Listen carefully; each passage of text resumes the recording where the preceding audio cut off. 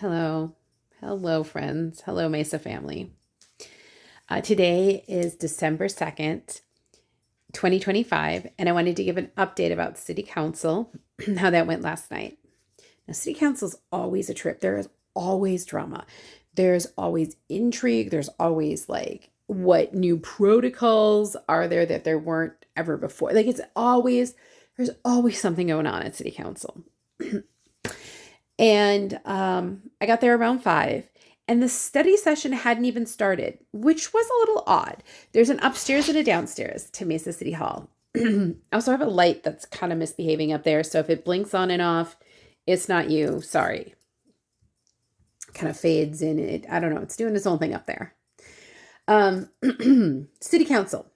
So there's a big kind of fishbowl conference room downstairs.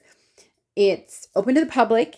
The study session, which is briefing for the issues, like a pre-briefing, that's briefing, before they're going to vote on these action items, the agenda items. So the study session kind of gives them that time to get familiar with the subject. That is broadcast, and I believe the City Council meeting itself, when it is taking place, is broadcast on these large screens in the hall in the lobby of City Hall. But the study session hadn't started yet. It did eventually start, and I'm looking at the time thinking, boy, they started way late. It didn't even quite make sense to me. It was only 15 minutes maybe at most. I wasn't exactly keeping track, I'll be honest. Went upstairs, and this City Council session included voting on an increase of the rate of Mesa Electric and also of the water trash city sewer, which had a lot of folks out there with something to say about that democracy. And however, I was in a really, really rough pain flare, and it was a long day. It was a brutal day. Oh my gosh. Yesterday was a really brutal day. I pounded the pavement relentlessly.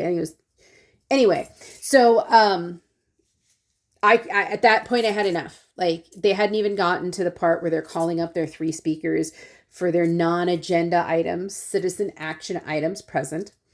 And I had to go. I got up and I went down into the lobby. There was still some people. Well, there are people outside, kind of in front, the public sidewalk in front of City Hall, that folks will be out there with, anti-ice signs. You can bring signs to City Council. There is a clear bag policy. Just check the website, and for the City of Mesa and City Council, check the website. And we're still kind of finding things out as it goes. Every time it changes, every time there's little protocol, something different. So we must be rattling some feathers, or we must be getting some attention or whatnot. But here we are.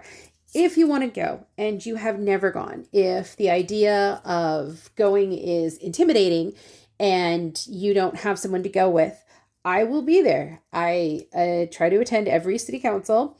I wear my collar. I will be in my ecclesiastical garb. I will be in all black, except for the little white on the collar.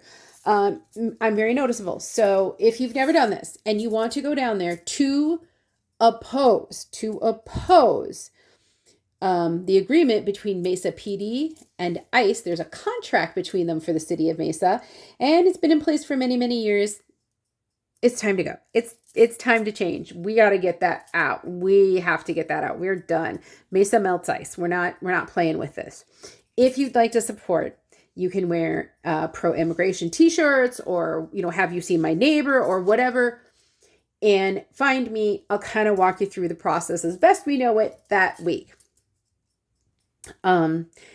Jillian of Mesa Indivisible had a little zine that she had done, and it passed out amongst folks. And it was kind of do you know your city council district? Do you know your legislative district? Do you know? It's just a fun little game that you can play, because these meetings there's very unspicy parts. There are very, logistical, procedural, boring parts too.